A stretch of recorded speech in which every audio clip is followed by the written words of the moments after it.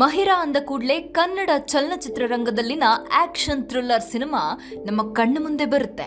ಈ ಸಿನಿಮಾದ ಹಿಂದಿನ ಶಕ್ತಿ ನಿರ್ದೇಶಕ ಚಿತ್ರಕಥೆಗಾರ ಮಹೇಶ್ ಗೌಡ. ಸಿನಿಮಾವನ್ನೇ ಅಧ್ಯಯನ ಕ್ಷೇತ್ರವನ್ನಾಗಿ ಆಯ್ದುಕೊಂಡು ಒಂದಲ್ಲ ಎರಡಲ್ಲ 4 ಡಿಗ್ರಿಗಳನ್ನ ಪಡೆದಿರುವಂತಹ ಮಹೇಶ್ ಗೌಡ ಅವರು ಲಂಡನ್ನಿನಲ್ಲಿ ವಿದ್ಯಾಭ್ಯಾಸ ಮಾಡಿದ್ರೂ ಸಹ ಕನ್ನಡದ ಬಗ್ಗೆ ವಿಶೇಷ ಒಲವನ್ನ ಹೊಂದಿದ್ದಾರೆ. ಕನ್ನಡ ಚಿತ್ರರಂಗದ ಲೆಜೆಂಡ್ ಎಂದೇ ಖ್ಯಾತರಾದ ನಿರ್ದೇಶಕ ಸುನಿಲ್ ಕುಮಾರ್ ದೇಸಾಯಿ ಅವರ ಗರಡಿಯಲ್ಲಿ ಪಳಗಿದ ಮಹೇಶ್ ಗೌಡ ಅವರು ನಿರ್ದೇಶನ ಮಾತ್ರವಲ್ಲದೆ ಚಿತ್ರಕಥೆ, ನೃತ್ಯ, ನಟನೆ ಹೀಗೆ ಹಲವಾರು ಕ್ಷೇತ್ರದಲ್ಲಿ ತನ್ನದೇ ಆದ ಛಾಪು ಮೂಡಿಸುತ್ತಿರುವ ಭರವಸೆಯ ಪ್ರತಿಭೆ. ವ್ಯಕ್ತಿಗಿಂತ ವ್ಯಕ್ತಿತ್ವಕ್ಕೆ ಹೆಚ್ಚು ಬೆಲೆ ಕೊಡೋ ಮಹೇಶ್ ಗೌಡ ಅವರ ಸಿನಿ ಜರ್ನಿ ಆರಂಭವಾಗಿದ್ದು ಶಾರ್ಟ್ ಫಿಲ್ಮ್ಸ್ ಇಂದಾನೆ.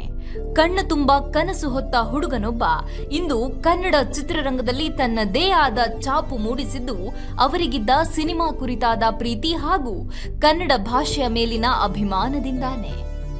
ಸಿನಿಮಾದ ಬಗ್ಗೆ ಆಸಕ್ತಿ ಇರುವ ಯುವ ಪೀಳಿಗೆಗೆ ಗುರುವಾಗಿ ಹೊಸ ಪ್ರತಿಭೆಗಳಿಗೆ ಸ್ಫೂರ್ತಿ ತುಂಬುವ ಮಹೇಶ್ ಗೌಡ ಅವರು ಅದೆಷ್ಟೋ ನೋವು ಅವಮಾನಗಳಾದರೂ ಕೂಡ ಅವೆಲ್ಲವನ್ನು ಎದುರಿಸಿ ತಾನೂ ಬೆಳೆಯುತ್ತಾ ತನ್ನ ಸುತ್ತಲಿನವರನ್ನ ಬೆಳೆಸುತ್ತಾ ಬಂದಿದ್ದಾರೆ. ಬರವಣಿಗೆಯಲ್ಲೂ ತನ್ನನ್ನ ತೊಡಗಿಸಿಕೊಂಡಿರುವ ಮಹೇಶ್ ಗೌಡ ಅವರು ಮಹಿರಾ ಚಲನಚಿತ್ರಕ್ಕೆ ತಾವೇ ಚಿತ್ರಕಥೆಯನ್ನ ಬರೆದಿದ್ದಾರೆ. ಈಗ ಬಿಳಿ ಚುಕ್ಕಿ ಹಳ್ಳಿ ಹಕ್ಕಿ ಸಿನಿಮಾದ ಮೂಲಕ ನಿರ್ಮಾಪಕರಾಗಿಯೂ ಹಾಗೆ ನಟನಾಗಿಯೂ ಪಾದಾರ್ಪಣೆ ಮಾಡಲಿದ್ದಾರೆ. ಈ ಬಹುಮುಖ ಪ್ರತಿಭೆ ಬುಕ್ ಬ್ರಹ್ಮದ ಗಂಧದ ಬೀಡು ಕಾರ್ಯಕ್ರಮದ ಈ ವಾರದ ವಿಶೇಷ ಅತಿಥಿ.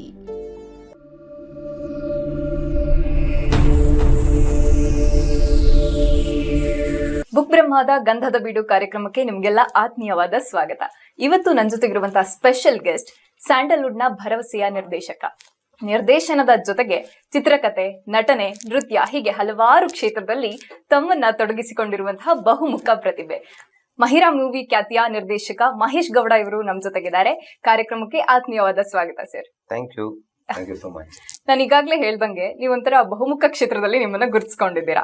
ಆದ್ರೆ ಮೊದಲನೇ ಬಾರಿಗೆ ನೀವು ನಿರ್ದೇಶನನ್ನೇ ಆಯ್ದುಕೊಂಡಿದ್ ಯಾಕೆ? ನಿರ್ದೇಶನ ಅನ್ನೋದು ಸ್ವಲ್ಪ ಹಳೆ ಕತೆ. ನನಗೆ ನಾನು ಲಂಡನ್ ಅಲ್ಲಿ ಇದ್ದೆ ಅಂಡ್ ಅಲ್ಲಿಂದ ಇಂಡಿಯಾಗೆ ಬರಬೇಕು ಅಂತ ಡಿಸೈಡ್ ಆಯಿತು. It was in 2013.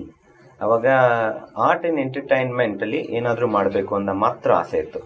ಡೈರೆಕ್ಷನ್ ಅನ್ನ ದೂರಕ್ಕೂ ಯಾವುದೇ ರೀತಿಯಾದ ಗುರುತಿರ್ಲಿಲ್ಲ ನನಗೆ. ಬಟ್ ಎಲ್ಲೋ ಒಂದ್ ಕಡೆ ಒಂದು ದಿನ ಸ್ಪಾರ್ಕ್ ಆಯ್ತು, ಐ ಶುಡ್ ರೈಟ್ ಸ್ಟೋರೀಸ್, ಅದ್ರಲ್ಲಿ ಸ್ಟ್ರಾಂಗ್ ಇದ್ದೀನಿ, ಹೊಸ ಕ್ಯಾರೆಕ್ಟರ್ಗಳನ್ನ ಕ್ರಿಯೇಟ್ ಮಾಡಬೇಕು. ಪರದೆ ಮೇಲೆ ಎಷ್ಟು ಚೆನ್ನಾಗಿರುತ್ತಲ್ಲ, ಏನೋ ಒಂದು ಬರೆದ್ಬಿಟ್ಟು ಇಮ್ಯಾಜಿನ್ ಮಾಡ್ಬಿಟ್ಟು ಅದನ್ನ ಒಂದು ಜೀವ ತುಂಬಿಟ್ಟು ಹಾಕ್ತಿವಿ, ಎಷ್ಟು ಚೆನ್ನಾಗಿರುತ್ತೆ, ಸೊ ಫ್ಯಾಸಿನೇಟಿಂಗ್ ಅನ್ಸ್ತು. ಅದರಿಂದ ನಾನು ಲಂಡನ್ ಫಿಲ್ಮ್ ಅಕಾಡೆಮಿ ಜಾಯ್ನ್ ಆದೆ. ಅಲ್ಲಿ ಜಾಯ್ನ್ ಆದಾಗ ಅಲ್ಲಿ ಸ್ವಲ್ಪ ಕೋರ್ಸ್ ಬಗ್ಗೆ ಎಲ್ಲ ವಿಚಾರಿಸಿದಾಗ ನನಗೆ ತುಂಬಾ ಫ್ಯಾಸಿನೇಟಿಂಗ್ ಅನ್ಸಿದ್ದು ಡೈರೆಕ್ಷನ್ ಅನ್ನೋದು. ಸೊ ಅವಾಗ ಲಂಡನ್ ಫಿಲ್ಮ್ ಅಕಾಡೆಮಿಯಿಂದ ಡೈರೆಕ್ಷನ್ ಫಿಲ್ಮ್ ಮೇಕಿಂಗ್ ಕೋರ್ಸ್ ಮುಗಿಸಿ, so I thought I should bring some characters on the screen ಅಂತ ಹೇಳಿ ನಾನು ಡೈರೆಕ್ಷನ್ ಅಂತ ಒಪ್ಕೊಂಡಿದ್ದೆ. ನಿಮ್ಗೆ ಕನ್ನಡ ಚಿತ್ರರಂಗದಲ್ಲಿ ಯಾವ ನಿರ್ದೇಶಕರು ಈ ರೀತಿ ಅವ್ರ ನೋಡಿ ಇನ್ಸ್ಪೈರ್ ಆಯ್ತು ಅನ್ನೋದಿದ್ರೆ ಯಾರನ್ನ? ಸುಮಾರು ಜನ ಇದ್ದಾರೆ.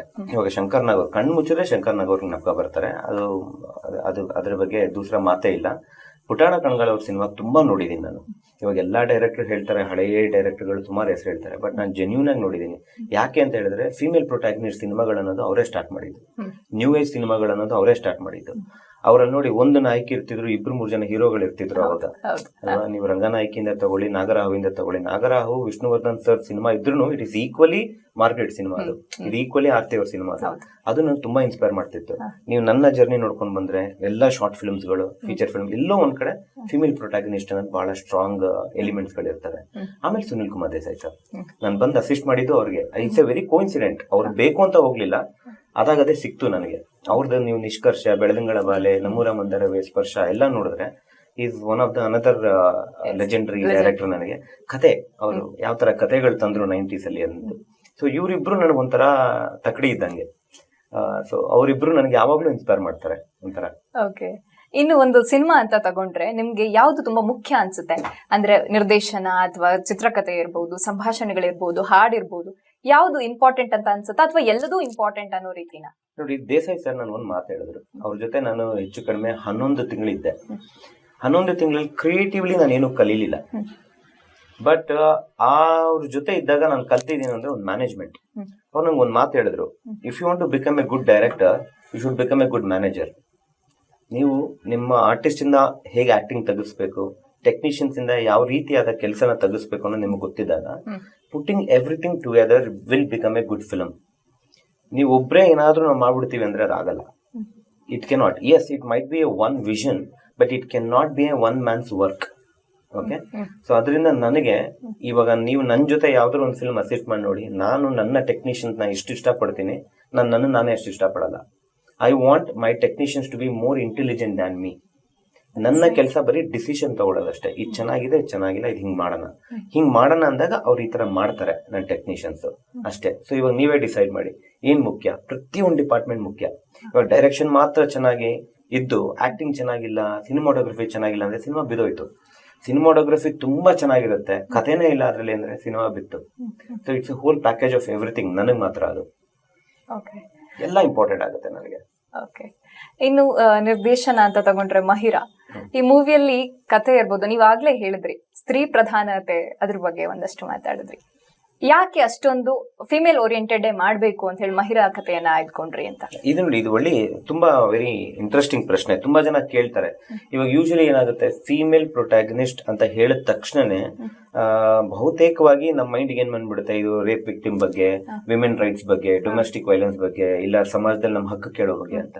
ಖಂಡಿತ ಅಲ್ಲ. ಫಿಮೇಲ್ ಪ್ರೊಟ್ಯಾಗನಿಸ್ಟ್ ಅನ್ನೋ ನನ್ನ ಪ್ರಕಾರ ಆ ಒಂದು ಫಿಮೇಲ್ ಕ್ಯಾರೆಕ್ಟರ್ಗೆ ಆ ಸಿನಿಮಾನಲ್ಲಿ ಒಂದು ಪ್ರಾಮುಖ್ಯತೆ ಇರಬೇಕು. She has to play a role. ಅವ್ರು ಮಾತ್ರ ಅಲ್ಲ, ಒಂದು ನೀವು ಮಹಿರಾನಲ್ಲಿ ಪ್ರತಿ ಒಂದು ರೋಲು ನೋಡಿದ್ರು, ಬಿಕಾಸ್ ನಾನು ಒಂದೇ ಸಿನಿಮಾ ಮಾಡಿರೋದಿನ್ನ, ಅದರಿಂದ ಮಹಿರಾ ಉದಾಹರಣೆ ತಗೋತೀನಿ. ಪ್ರತಿ ಒಂದು ರೋಲ್ ಕೂಡ they are adding something to the film. ಸುಮ್ಮನೆ ಒಂದು ಕಾಮಿಡಿಗೆ ಬಂದು ಹೋದ್ರು ಅಂತ ಯಾರು ಇಲ್ಲ ನಮ್ಮ ಫಿಲಮ್ ಅಲ್ಲಿ. ಸೊ ನಾನು ಕತೆ ಬರೆದಾಗ ಬರೀ ಕತೆ ಬರೀತೀನಿ. ಅದು ಕತೆ ಮಾಡ್ತಾ ಮಾಡ್ತಾ ಮಾಡ್ತಾ ಮಾಡ್ತಾ ಮಾಡ್ತಾ ಆ ರೂಪ ತಾಳುತ್ತದು. ಆವಾಗ ಆ ರೂಪ ತಾಳಿದಾಗ ಅದಕ್ಕೆ ನಾನು ಜಸ್ಟಿಫೈ ಮಾಡಬೇಕು ಅಂತ ಹೇಳ್ಬಿಟ್ಟು ಕ್ಯಾರೆಕ್ಟರ್ಗಳನ್ನ ಹುಡುಕ್ತೀನಿ. ಸೊ ಫೀಮೇಲ್ ಪ್ರೊಟ್ಯಾಗನಿಸ್ಟೇ ಮಾಡಬೇಕು ಅಂತ ನಾನು ಮಾಡಲ್ಲ. ಆಕ್ಚುಲಿ ಮಹಿರಾ ಫಸ್ಟ್ ಬಂದ್ಬಿಟ್ಟು 2 ತಾಯಂದ್ರ ಕತೆ ಫಸ್ಟ್ ನಾವು ಸ್ಟೋರಿ ಮಾಡಿದ್ದು. ಆಮೇಲೆ ಇಲ್ಲ ಅದು ಎಕ್ಸಿಕ್ಯೂಷನ್ ಬೇರೆ ತರ ಆಗುತ್ತೆ ಅಂತ ಎಲ್ಲ ಅಲ್ಲೇ ಕಟ್ ಡೌನ್ ಮಾಡಿ ಬೇರೆ ತರ ಮಾಡಿ ಅಮ್ಮ ಮಗಳ ಕತೆ, ಆಮೇಲೆ ಅಕ್ಕ ತಂಗಿ ಕತೆ ಬಂದಿದ್ದು. ಅಕ್ಕ ತಂಗಿ ಕತೆ ಬಂದ್ಮೇಲೆ ಎಲ್ಲೋ ಒಂದ್ ಕಡೆ ತಂದೆ ಮಗಳನ್ನು ಮಾಡ್ಬೋದಾ ಅಂತ ನೋಡಿ, ಬೇಡ, ಎಮೋಷನ್ ಅನ್ನೋದು ಅಮ್ಮ ಮಗಳಿಗೆ ಕೂರೋದು ಅಂತ ಹೇಳಿ ಆ ಎಮೋಷನ್ಗೋಸ್ಕರ ಅಮ್ಮ ಮಗಳ ಕತೆ ಮಾಡಿದ್ ನಾವು. ಸೊ ನಾಟ್ ನೆಸೆಸರಿಲಿ ಅದು ಫೀಮೇಲ್ಗೆ ಮಾಡ್ಬೇಕು ಅಂತ ನಾನು ಮಾಡ್ಲಿಲ್ಲ ಅದು. ಅಂಡ್ ಆ ಎಮೋಷನ್ ಆ ಕತೆ ಡಿಮ್ಯಾಂಡ್ ಮಾಡಿದ್ರಿಂದ ನಾನು ಆ ಒಂದು ಡಿಸಿಷನ್ ತಗೊಂಡು ಅದ್ ಮಾಡಿದ್ದು ಮಹಿರಾ ನನಗೆ.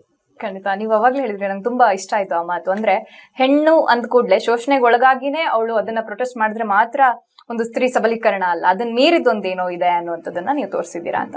ಇನ್ನು ಮೊದಲ ಮೂವಿ ಮಹಿರಾ, ಎಲ್ಲ ಚಿತ್ರಕಥೆ ಎಲ್ಲ ಬರೀತೀರಾ, ಅದು ಎಲ್ಲ ಆಗುತ್ತೆ. ಹೇಗಿತ್ತು ರೆಸ್ಪಾನ್ಸ್ ಇಲ್ಲಿ ಸ್ಯಾಂಡಲ್ವುಡ್ ಅಲ್ಲಿ ಅದನ್ನ ತಗೊಂಡು ಹೋದಾಗ? ಚೆನ್ನಾಗಿತ್ತು. ನಿಜ ಹೇಳ್ಬೇಕು ಅಂತ ಹೇಳಿದ್ರೆ, ಹೊಸ ಡೈರೆಕ್ಟರ್ ಅಂಡ್ ಲೋಕಲ್ ಪ್ರೊಡ್ಯೂಸರ್ಸ್ ಇಲ್ಲ. I am the running producer for the film, but investment ಬಂದಿದ್ದೆಲ್ಲ ಲಂಡನ್ ಇಂದ.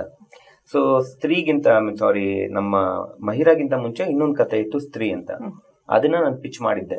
ಬಟ್ ಸ್ವಲ್ಪ ಮೇ ಬಿ ನಾನು ಪಿಚ್ ಮಾಡಿದ producers they are not the right producers for this kind of concept. ಇಲ್ಲ ಇದು ಹಿಂಗಿರ್ಬೇಕು ಹಂಗಿರ್ಬೇಕು ಅಂದ್ರು. ಅವ್ರು ಯಾರು ಅರ್ಥ ಮಾಡ್ಕೊಳ್ಳಿಲ್ಲ ನಾನು ಏನ್ ತೋರಿಸ್ಬೇಕು ಅಂತ ಪ್ರಯತ್ನ ಪಡ್ತಿದ್ದೆ ಅಂತ. ಸರಿ, ಇಲ್ಲಿ ಬೇಡವೇ ಬೇಡ ಅಂತ ಹೇಳ್ಬಿಟ್ಟು ವಾಪಸ್ ಲಂಡನ್ಗೆ ಹೋದೆ. 2017 ಲಂಡನ್ ಹೋಗಿ ಅಲ್ಲಿ ಬಿಸ್ನೆಸ್ ಪ್ಲಾನ್ ಮಾಡಿ ಪಿಚ್ ಮಾಡಿ, ನನ್ನ ಆತ್ಮೀಯ ಗೆಳೆಯ ವಿವೇಕ್ ಯಾರಿದ್ದಾರೆ ಅವರ ಒಂದು ಲೀಡರ್ಶಿಪ್ ಅಲ್ಲಿ ಇನ್ವೆಸ್ಟ್ಮೆಂಟ್ ಪ್ಲಾನ್ ಮಾಡಿ ನಾವು ಫಂಡಿಂಗ್ ರೈಸ್ ಮಾಡಿದ್ದು. ಆ ಫಂಡ್ ನಾನು ಇಂಡಿಯಾಗೆ ತಗೊಬಂದಿದ್ದು. So Mahira is one of the, ನನ್ಗೆ ಗೊತ್ತಿಲ್ಲ, ಲೂಸಿಯಾನ್ ಅಲ್ಲಿ ಕ್ರೌಡ್ ಫಂಡಿಂಗ್ ಮಾಡಿದ್ದಾರೆ ಪವನ್ ಅವರು. ಬಟ್ ಫುಲ್ ಫ್ಲೆಜ್ಡ್ ಒಂದು London production house completely London ಇಂದ ಫಂಡಿಂಗ್ ತಂದಿದ್ರೆ ಮಹಿರಾ ಇಸ್ ಫಸ್ಟ್. ಆಮೇಲೆ ಬಂತು ಲಂಡನ್ ಅಲ್ಲಿ ಲಂಬೋದರ ಬಂತು, ಇಂಗ್ಲೆಂಡ್ ವರ್ಸಸ್ ಇಂಡಿಯಾ ನಮ್ಮ ಮಿಸ್ಟರ್ ಸರ್ ಬಂತು, ಇನ್ನೊಂದು ತೂತು ಮಡಿಕೆ ಅಂತ ಇನ್ನೊಂದು ಬರ್ತಿದೆ. But Mahira is one of that kind of film which was completely produce from London. ಅದು ಒಂದು ಹೆಮ್ಮೆ ನಮ್ಗೆ. ಇಲ್ಲಿಂದ ತಗೊಬಂದಾಗ ನನಗೆ ಫಸ್ಟ್ ರೆಸ್ಪಾನ್ಸ್ ಮಾಡಿದ್ರೆ, ಯಾರು ಇವರು, ಇಲ್ಲಿ ಯಾರು ಪ್ರೊಡ್ಯೂಸರ್ಸ್ ಇಲ್ವಲ್ಲ, ಅಲ್ಲಿಂದ ಎಲ್ಲಿ ತರ್ತಾ ಇದಾರೆ ಅನ್ನೋದು ಫಸ್ಟ್ ಕ್ಯೂರಿಯಾಸಿಟಿ ಹುಡ್ತು ನನಗೆ. ಆಮೇಲಿಂದ ಮೀಡಿಯಾದವ್ರು ಒಳ್ಳೆ ಸಪೋರ್ಟ್ ಇತ್ತು ನನಗೆ. ಶಾರದಾಂಬೆ ಆಶೀರ್ವಾದ ಚೆನ್ನಾಗಿದೆ. ಎಲ್ಲರೂ ಕೂಡ ಮೀಡಿಯಾದವರು ತುಂಬಾ ಸಾಫ್ಟ್ ಆಗಿ ಪ್ರೀತಿಯಿಂದ ಹ್ಯಾಂಡಲ್ ಮಾಡಿದ್ರು. ಯಾವ್ದೇ ಇಂಟರ್ವ್ಯೂ ನಾನು ಕೂತಾಗ್ಲೂ ಯಾರು ಹೊಸಬ ಅಂತ ಟ್ರೀಟ್ ಮಾಡ್ಲಿಲ್ಲ. ಮೇ ಬಿ ನಮ್ ಕಾಂಟೆಂಟ್ ಹಂಗಿತ್ತು ಅನ್ಸುತ್ತೆ, ಆರ್ ಮೇ ಬಿ ನಾನು ಪ್ರಮೋಷನ್ ಸ್ಟಾರ್ಟ್ ಮಾಡಿದ್ದೆ ನನ್ನ ಟ್ರೈಲರ್ ಬಿಟ್ಟ ಮೇಲೆ. So trailer spoke everything. So ತುಂಬಾ ಚೆನ್ನಾಗಿ ರೆಸ್ಪಾನ್ಸ್ ಇತ್ತು. ಅಂಡ್ ಎಲ್ಲಾರು ಆರ್ಟಿಕಲ್ಸ್ ಕವರ್ ಮಾಡಿದ್ರು. ಅಂಡ್ ಇವಾಗ ಒಂದೊಂದು ವಾರ ಓಡೋದು ಕಷ್ಟ ಆಗುತ್ತೆ. ನಮ್ ಸಿನಿಮಾ 3 ವಾರ ಓಡ್ತು. ಅದ್ರಲ್ಲಿ 2 ವಾರ ಹೌಸ್ಫುಲ್. ಕುರುಕ್ಷೇತ್ರ, ನಮ್ ದರ್ಶನ್ ಸರ್ ಕುರುಕ್ಷೇತ್ರ ಬಂದ್ಮೇಲೆ ಆಬ್ವಿಯಸ್ಲಿ ಅದು it will completely wash out everything. ಆದ್ರೂ ಇನ್ನೊಂದು ವಾರ ಓಡ್ತು ನಮ್ cinema. I am very very happy for that. ಇವತ್ತು ಬಹುಶಃ ನೀವು ಕೂತಿರೋದು ಕೂಡ ಮಹಿರಾ ಕೊಟ್ಟಂತ ವರಾನೇ ನನಗೆ. ಇವಾಗ ನೆಕ್ಸ್ಟ್ ಸಿನಿಮಾ ಮಾಡ್ತಾ ಇರೋದು ಮಹಿರಾ ಫಿಲ್ಮ್ ಡೈರೆಕ್ಟರ್ ಮಹೇಶ್ ಗೌಡ ಅಂತಾನೆ ಹೇಳ್ತಾ ಇದಾರೆ. ಸೊ ಯಾರೇ ಆಗ್ಲಿ ಅದನ್ನ ಹೀರೋಯಿನ್ ಫಿಲ್ಮ್ ಅಂತ ಹೇಳಲಿಲ್ಲ, ಅದನ್ನ ಇವತ್ತು ಡೈರೆಕ್ಟರ್ ಸಿನಿಮಾ ಅಂತ ಹೇಳ್ತಾ ಇದಾರೆ. I am very very happy for that. May be ಅದು ಇನ್ನೊಂದು 10 ವರ್ಷ ನನ್ನ ಸಾಕ್ಬಹುದು ಆ ಸಿನಿಮಾ. ಖಂಡಿತ. ಹೀಗಿದೊಂದು ಮಾತಿತ್ತು, ಏನು ಅಂದ್ರೆ ಪುಟ್ಟಣ್ಣ ಕಣಗಾಲ್ ಅವರ ಕಾಲದಲ್ಲಿ ಬರ್ತಿತ್ತು, ಸಿನಿಮಾ ಅನ್ನೋದು ನಿರ್ದೇಶಕನದ್ದು ಅಂತ ಅವರ ವಾದ ಆಕ್ಚುಲಿ. ಬಟ್ ಅದಾದ್ಮೇಲೆ ಏನಾಯ್ತು, ನಟ ಅಥವಾ ನಟಿ ಅನ್ನೋದು ಸ್ವಲ್ಪ ಕಮ್ಮಿನೇ, ನಟರ ಸಿನಿಮಾ ಅಂತ ಹೇಳಿ. ನಿಮ್ಮ ಪ್ರಕಾರ ಸಿನಿಮಾ ಯಾರದ್ದು? ನನ್ನ ಪ್ರಕಾರ ಸಿನಿಮಾ ಪ್ರೊಡ್ಯೂಸರ್ ಅಂಡ್ ಡೈರೆಕ್ಟರ್ದು. ಆದ್ರೂ ಒಂದು ಮತ್ತೆ ತಕ್ಕಡಿ ಮೇಲೆ ಹಾಕಿದಾಗ ದುಡ್ಡಿದ್ರೆ ಎಲ್ಲ ಮಾಡ್ಬಿಡ್ಬೋದು ಅನ್ನೋದು ತಪ್ಪು. ಇವಾಗ ದುಡ್ಡಿಲ್ಲ ಅಂದ್ರೂ ಮಾಡ್ತಾ ಇದಾರೆ ಎಷ್ಟೊಂದು ಜನ. ನಿರ್ದೇಶಕ 1% ಮೇಲೆ ಹೋಗ್ತಾರೆ.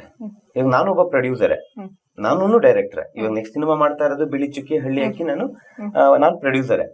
ಆದ್ರಿಂದ ನಾನು ಬಹಳ ಸೂಕ್ಷ್ಮವಾಗಿ ಆ ಪ್ರಶ್ನೆನ ಅಕ್ಸೆಪ್ಟ್ ಮಾಡ್ಕೊಂಡು ಬಹಳ ರೆಸ್ಪೆಕ್ಟ್ಫುಲ್ ಆಗಿ ಹೇಳ್ತೀನಿ 1% ಡೈರೆಕ್ಟರ್ ಮೇಲೆ. ಯಾಕಂದ್ರೆ ಎಷ್ಟೊಂದು ಜನ ಪ್ರೊಡ್ಯೂಸರ್ ನಮ್ಮ ಕನ್ನಡ ಇಂಡಸ್ಟ್ರಿಯಲ್ಲಿ ಸಿನಿಮಾ ರಿಲೀಸ್ ಆಗುತ್ತೆ ವರ್ಷಕ್ಕೆ 300 ಹತ್ರಕ್ಕೆ ರೀಚ್ ಆಗ್ತಿದೆ. ಎಲ್ಲರೂ ಪ್ರೊಡ್ಯೂಸರ್ಸ್ ಎಲ್ಲರೂ ಇನ್ವೆಸ್ಟ್ ಮಾಡ್ತಾ ಇದಾರೆ. ಎಷ್ಟು ಸಿನಿಮಾ ಸಕ್ಸಸ್ ಆಗ್ತಿದೆ, ಯಾಕೆ ಸಕ್ಸಸ್ ಆಗ್ತಿದೆ, ಯಾಕೆ ಸಕ್ಸಸ್ ಆಗ್ತಿಲ್ಲ? Top director, top producers, top ಹೀರೋಗಳು ಸೇರ್ಕೊಂಡು ಒಂದು 20 ಸಿನಿಮಾ ಮಾಡುವುದು, ಮಿಕ್ಕಿದ 250 ಸಿನಿಮಾ ಎಲ್ಲಿ ಹೋಗ್ತಿದೆ? ಸೊ ಅಲ್ಲಿ ಇನ್ವೆಸ್ಟರ್ಸ್ ಇದಾರೆ.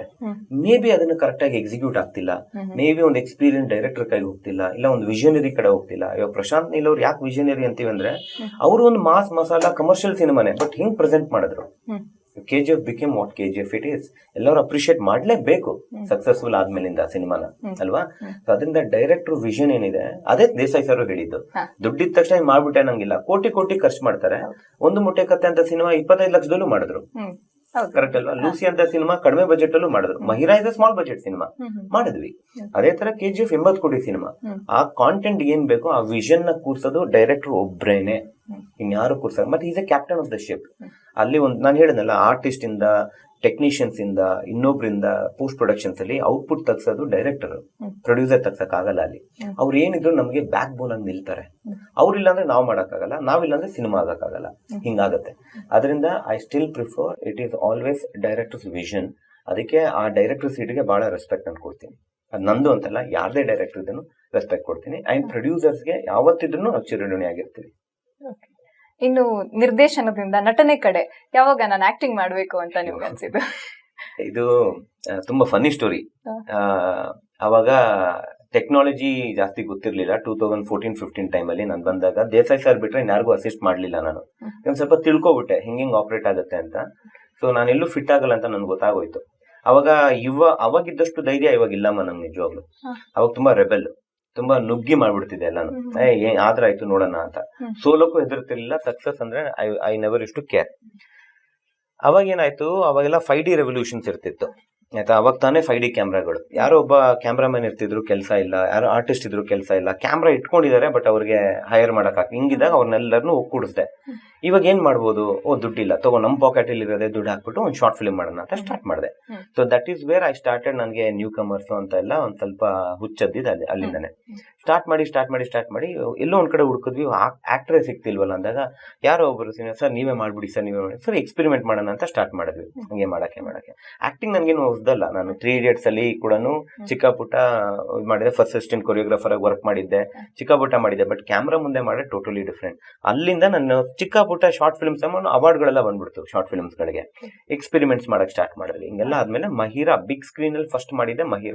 ಮಹಿರಾ ನನ್ನ complete credit should go to my associate directors.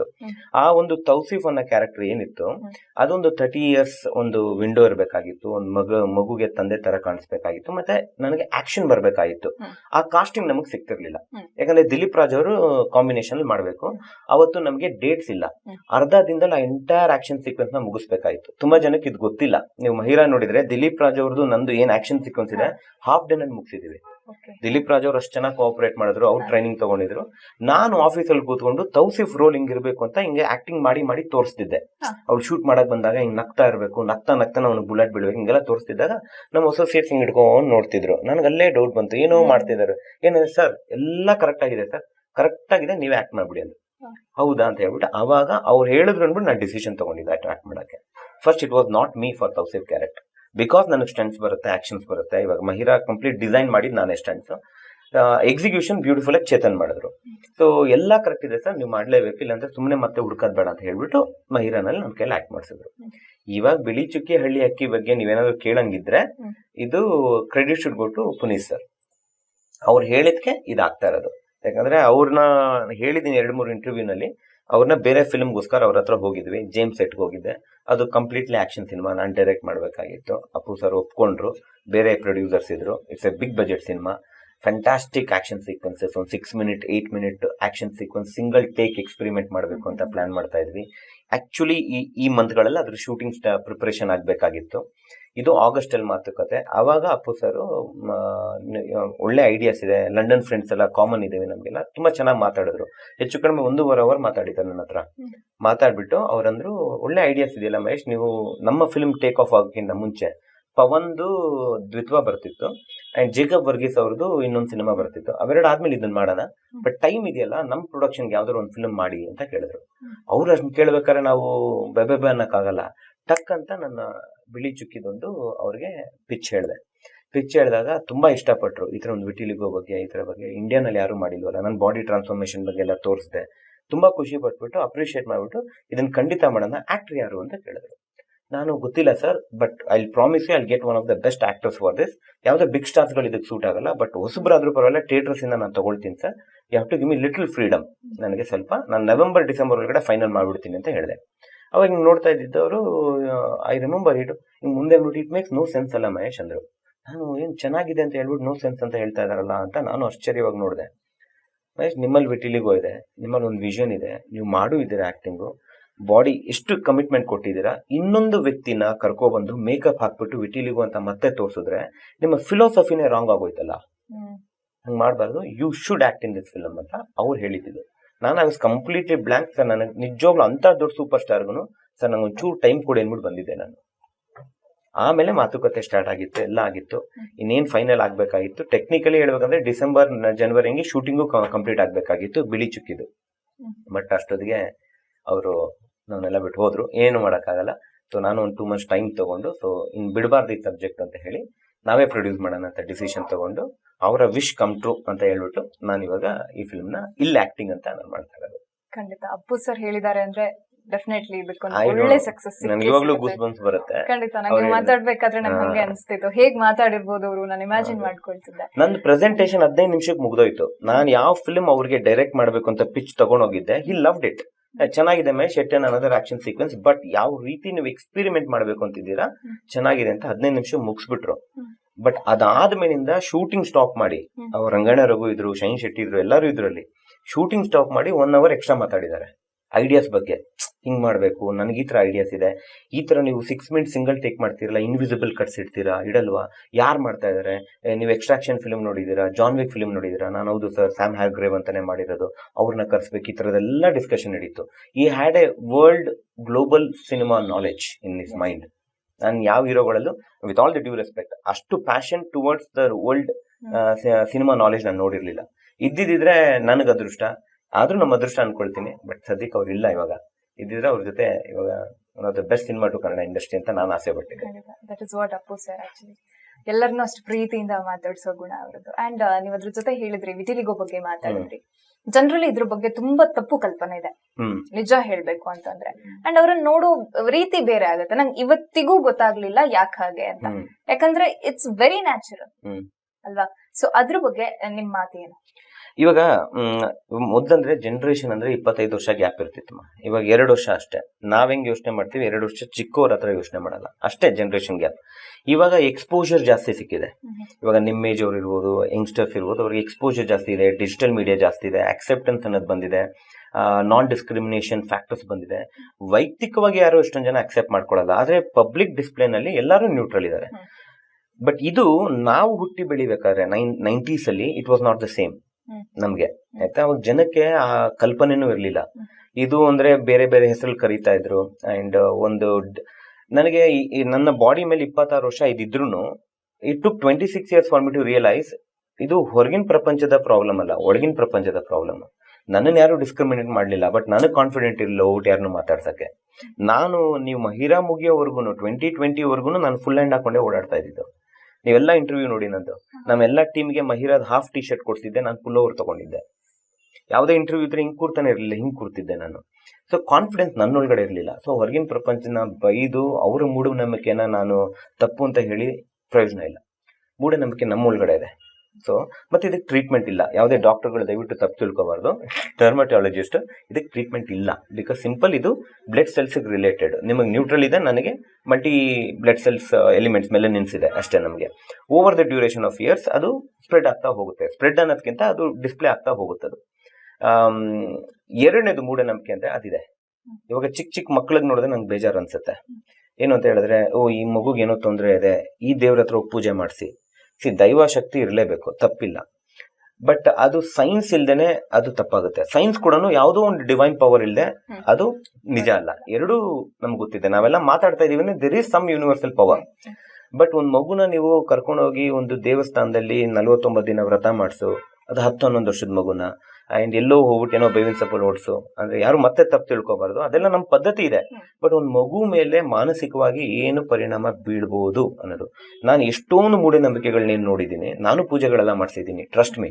But ಈ ಒಂದು ಮಗುಗಾಗತ್ತಲ್ಲ, ಇದು ನನಗೆ ಸ್ಟ್ರಾಂಗ್ ಆಗಿ ಎದ್ದು ಕಾಣಿಸುತ್ತೆ. 10 ಇದಾವೆ. ಅದ್ರಲ್ಲಿ ಒಂದು ನೀವು ಕೇಳಿದ್ರೆ ಹೇಳ್ಬೇಕು, ಮಕ್ಳಿಗೆ ಹಂಗೆ ಮಾಡ್ಸೋದು ಬಿಟ್ಬಿಡಿ. ಯಾಕಂದ್ರೆ ನೀವೇ ನಿಮ್ಮ ಮಗುಗೆ ನಿನ್ನಲ್ಲಿ ಏನೋ ತೊಂದರೆ ಇದೆ ಅಂತ ಹೇಳ್ತಾ ಇದ್ದೀರಾ. ನೀವೇ ನಿಮ್ಮ ಮಗುಗೆ you are bringing that negative vibes on the body. ನಾವೇ ಬೆಳಗ್ಗೆ 8 ಗಂಟೆ ಆದ್ರೂ ಎದೋಳಲ್ಲ. ಮಗು 5 ಗಂಟೆಗೆ ಎದ್ಬಿಟ್ಟು ವ್ರತ ಮಾಡಬೇಕು, ಇನ್ನೊಂದು ಮಾಡಬೇಕು, ನೀನು ಅಲ್ಲಿ ಹೋಗ್ಬೇಡ, ಇಲ್ಲಿ ಹೋಗ್ಬೇಡ, ಈ ಥರ ಬಟ್ಟೆ ಹಾಕು ಅಂತ ಹೇಳಿದ್ರೆ ಅಲ್ಲೇ ಮುಗ್ದೋಯ್ತಲ್ಲ ಕತೆ. ಸೊ ಅದನ್ನ ಮಾಡಬೇಡಿ. ಇದಿದೆ, ಇವತ್ತವರೆಗೂ ಇದೆ ಸಮಾಜದಲ್ಲಿ. ನನ್ನ ಸ್ಕಾರ್ಮೆನ್ ಪ್ರೊಫೈಲ್ ನೀವು ಚೆಕ್ ಮಾಡಿದ್ರೆ ಇವತ್ತವರೆಗೂ ಎಷ್ಟೊಂದು ಜನ ಮೆಸೇಜ್ ಮಾಡ್ತಾರೆ. ನಿನ್ನೆನೂ ಮೆಸೇಜ್ ಬಂದಿದೆ, ಸರ್ ನನಗೆ ವಿಟಿಲಿಗೋ ಇದೆ, ನಮ್ಮ ತಂದೆ ತಾಯಿ ನನ್ನ ಮದುವೆನೇ ಮಾಡಿಸ್ತಿಲ್ಲ. ಒಂದು ಹೆಣ್ಮಗು ಹೇಳ್ತಾ ಇರೋದು, ನಿನ್ನ ಯಾರು ಮದುವೆ ಆಗ್ತಾರೆ ಅಂತ ಹೇಳ್ತಾ ಇದ್ದಾರೆ, ಏನು ಮಾಡೋಣ ಅಂತ ಹೇಳ್ತಿದ್ದಾರೆ. I can show you right now, I can show you all those messages. ಎಲ್ಲ ಶಾರ್ಟ್ ಲಿಸ್ಟ್ ಮಾಡಿಟ್ಟಿದ್ದೀನಿ. ಎರಡನೇದು ಹೇಳ್ಬೇಕಂದ್ರೆ, ಕೆಲವೊಂದು ನಾನು ಶೇರ್ ಮಾಡ್ತಿದ್ದೆ ಅವರವರ ಕಮೆಂಟ್ಸ್ಗಳನ್ನ.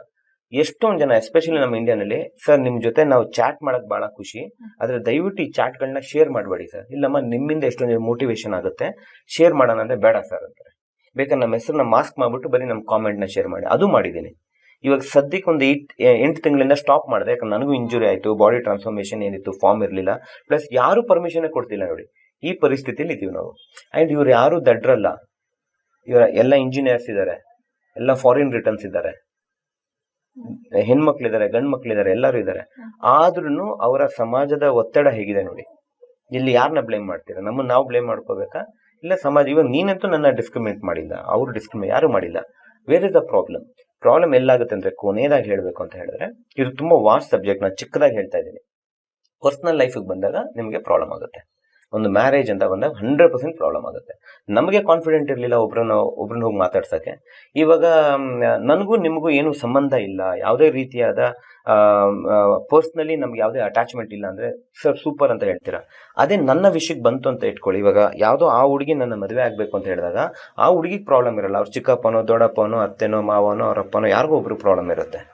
ಸರ್ ನೀವು ಫಂಟ್ಯಾಸ್ಟಿಕ್ ವ್ಯಕ್ತಿ, ಆದರೆ ಮೋಸ್ಟ್ಲಿ ನಮ್ಮ ಫ್ಯಾಮಿಲಿ ಒಪ್ಪಲ್ಲ.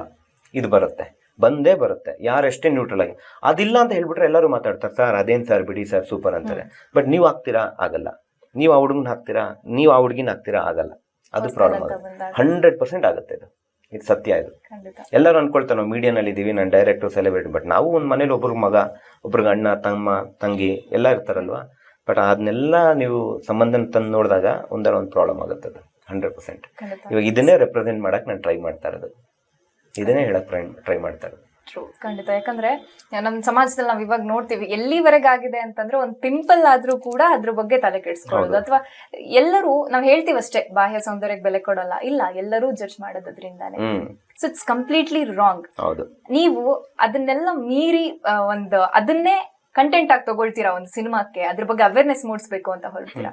Really that is so great. ನಾನು ಒಂದೇ ಒಂದು ಪಾಯಿಂಟ್ ಆಡ್ ಮಾಡ್ತೀನಿ. ಇವಾಗ ನಾನು 6 ಪ್ಯಾಕ್ ಮಾಡ್ದೇನೆ ಸ್ಕಾರ್ಮೆನ್ ಫೋಟೋ ಶೂಟ್ ಮಾಡಿದ್ರೆ ನಾನು ಯಾರು ನೋಡ್ತಾ ಇರ್ಲಿಲ್ಲ.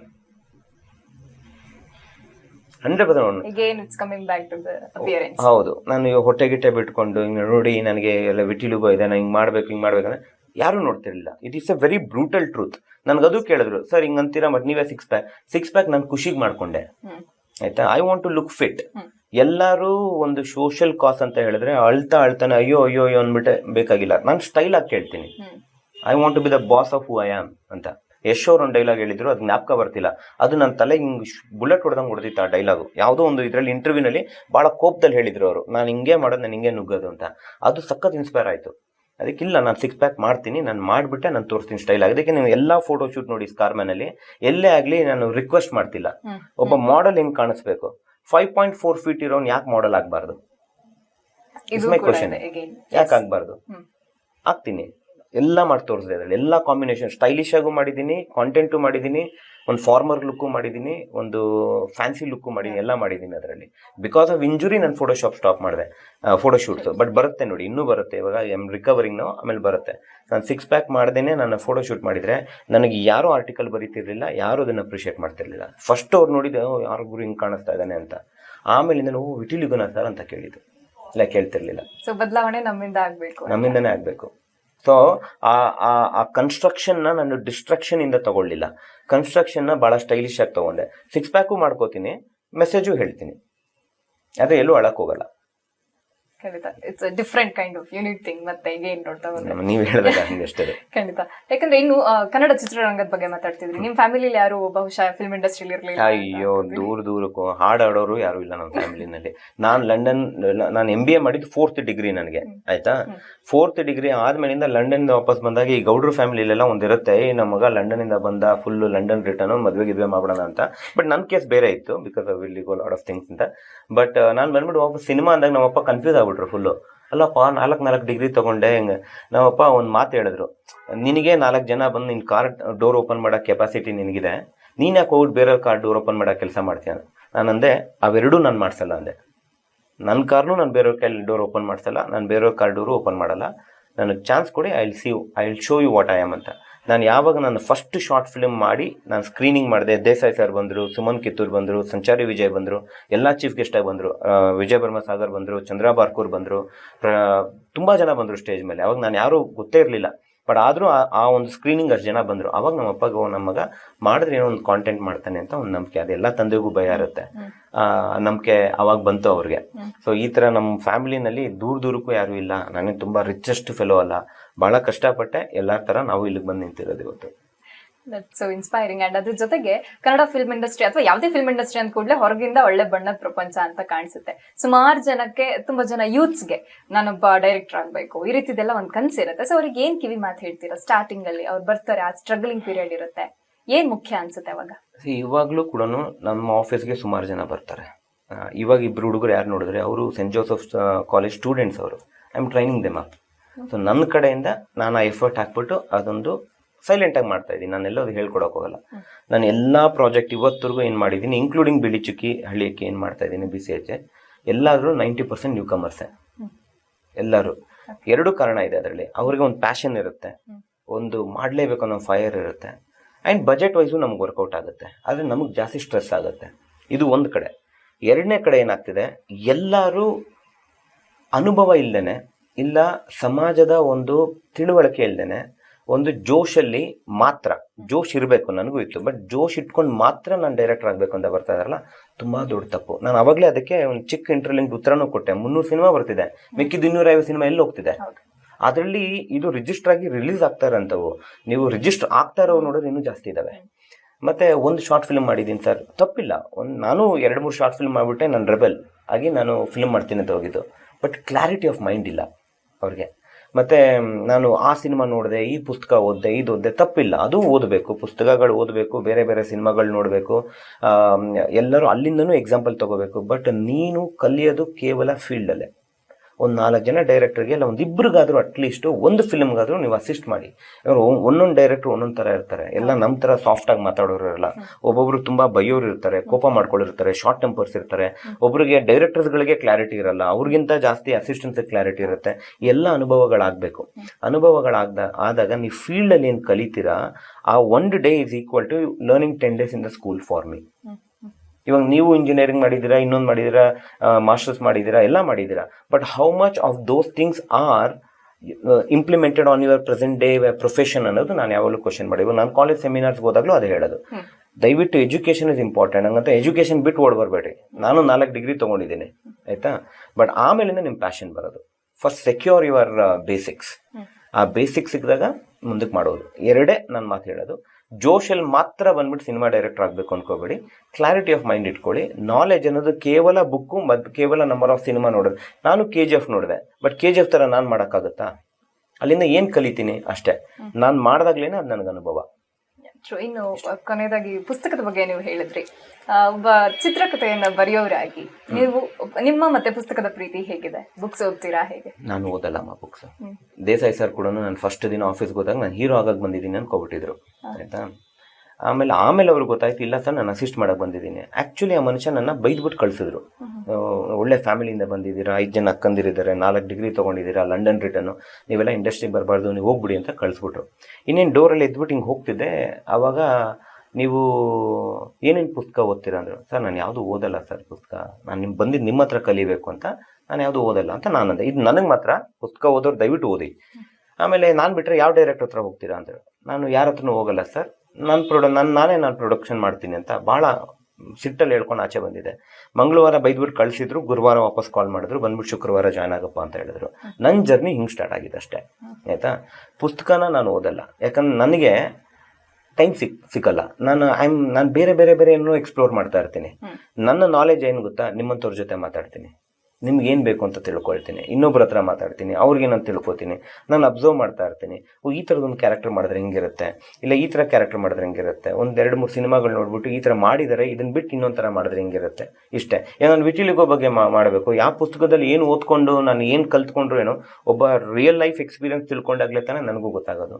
ಅದರಿಂದ ನಾನು ಪುಸ್ತಕಗಳು ಓದಿಲ್ಲ. ಓದೋಕ್ಕೆ ಇಷ್ಟ ಅಂತಲ್ಲ, ನಾನು ಅರ್ಧ ಓದ್ತೀನಿ, ಆಮೇಲೆ ಡಿಸ್ಟ್ರಾಕ್ಟ್ ಆಗ್ಬಿಡ್ತೀನಿ. ನನ್ನ ಪ್ರಾಬ್ಲಮ್ ಅದು. ಅದರಿಂದ ನಾನು ಪುಸ್ತಕ ಓದಲ್ಲ. ಆ ಪುಸ್ತಕವನ್ನು ಓದಿಲ್ಲ ಅಂದ್ರೂ ಕೂಡ ಕನ್ನಡದ ಬಗ್ಗೆ ಇರುವ ನಿಮ್ಗೆ ಅಭಿಮಾನ ಇರ್ಬೋದು, ಅಥವಾ ಬದುಕೆ ಒಂದು ಪಾಠಶಾಲೆ ಅಂತ ಹೇಳ್ತಾರೆ, ಅದರಿಂದ ನೀವು ಕಲ್ತಿದ್ದಂತ ಎಕ್ಸ್ಪೀರಿಯನ್ಸ್ ಇದೇ ಸಾಕು ಅನ್ಸುತ್ತೆ ಬಹುಶಃ. Thank you. ನೀವು ಅದನ್ನ ಮೆನ್ಷನ್ ಮಾಡಿ ಹೇಳ್ತಾ ಇದ್ರೆ ನೋಡಿ, ಅದಕ್ಕೆ ನನ್ನ ಪ್ರೊಡಕ್ಷನ್ ಹೆಸರು ಕೂಡ ಹೊನ್ನುಡಿ ಪ್ರೊಡಕ್ಷನ್ಸ್ ಅಂತಾನೆ ಇಟ್ಟಿರೋದು. ಇದನ್ನ 2014 ನಾನು ಸ್ಟಾರ್ಟ್ ಮಾಡಿದಾಗ ಸತ್ಯವಾಗ್ಲೂ ಹೇಳ್ತಾ ಇದ್ದೀನಿ, ನಕ್ಕಿದ್ರು 2-3 ಜನ ಫ್ರೆಂಡ್ಸ್. ಏನೋ ಫ್ಯಾನ್ಸಿ ಇಲ್ಲ ಇದು, ಇಟ್ಸ್ ನಾಟ್ ಫೌಂಡಿಂಗ್ ಇಂಟರ್ನ್ಯಾಷನಲ್ ಅಂತ. ನಾನು ಹೇಳಿದೆ, I will prove it when it has to happen ಅಂತ ಹೇಳ್ಬಿಟ್ಟು ನಾನು ಹೊನ್ನುಡಿ ಅಂತಾನೆ ಇಟ್ಟೆ. ಅದಕ್ಕೆ ಮತ್ತೆ ಕೋಪ ಮಾಡಿಕೊಂಡು ಹೆಚ್ಚು ಕನ್ನಡದ DI ಅಂತಾನೆ ಲೋಗೋ ನಂದು. ಇವತ್ತು ಆ ಕನ್ನಡ ಲಿಟ್ರೇಚರ್ ನನ್ನ ಲೋಗೋನಲ್ಲಿದೆ. ಇದು ನನಗೆ ಯಾವಾಗ ಖುಷಿ ಕೊಡ್ತು ಅಂದ್ರೆ 2019 ನಮ್ಮ ಮಹಿರಾ ಪ್ರೀಮಿಯರ್ ಆಗ್ಬೇಕಾದ್ರೆ July 7th ನನ್ನ ಲೋಗೋ ಡಿಸ್ಪ್ಲೇಗೆ ಸ್ಟ್ಯಾಂಡಿಂಗ್ ಓವೇಷನ್ ಸಿಕ್ತು ಲಂಡನ್ ಅಲ್ಲಿ. ಯಾವಾಗ ಅದು ಡಮರು ನಮ್ಮದು ಡೋಲು ಸೌಂಡ್ ಇದೆಯಲ್ಲ, ಅದರಲ್ಲಿ ಡಿಸ್ಪ್ಲೇ ಆಯಿತು ನಂದು ಲೋಗೋ. ಅದಕ್ಕೆ ಲೋಗೋಗೆ ಸ್ಟ್ಯಾಂಡಿಂಗ್ ಓವೇಷನ್ ನಾನೇ ಫಸ್ಟ್ ಟೈಮ್ ನೋಡಿರೋದು. ಇವಾಗ ಹೇಳಿದೆ, ಇವಾಗ ಲಂಡನ್ ಅವ್ರು ಕೇಳಿದ್ರು ವಾಟ್ ಈಸ್ ದಟ್ ಅಂತ. ನಾವಾಗ ನಾನು ಹೇಳಿದೆ, ಇಟ್ ಈಸ್ ಸೌಂಡಿಂಗ್ ಇಂಟರ್ನ್ಯಾಷನಲ್ ಅಲ್ವಾ ಇವಾಗ ಅಂತ. ನೀವು ಈಗ ಲೈವ್ ಪ್ರೊಡಕ್ಷನ್ ಅಂತ ಇಟ್ಟರೆ ಇಂಟರ್ನ್ಯಾಷನಲ್ ಆಗಿ ಸೌಂಡ್ ಆಗಲ್ಲ. ಜನಕ್ಕೆ ಇದೊಂದು ಮಿತ್ತಿದೆ, ನಮ್ಮ ಭಾಷೆ ಗೊತ್ತಾಗಬೇಕು ಅಂತ ಹೇಳ್ಬಿಟ್ಟು ನಾನು ಹೊನ್ನುಡಿ ಅಂತಾನೆ ಇಟ್ಟೆ ನಾನು.